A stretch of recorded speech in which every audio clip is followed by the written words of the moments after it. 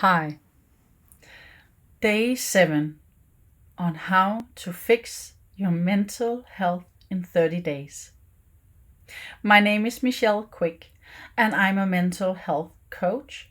I'm the owner of liveglad.dk and manifestingnow.com.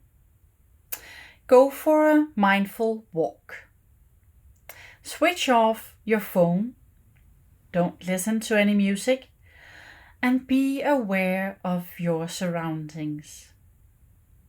Look at the sky, the nature, or the buildings.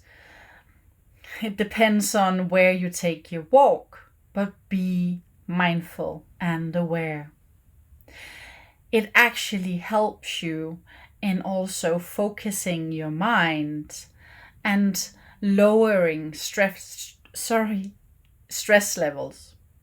So take a mindful walk is the idea for today. Take care and stay safe.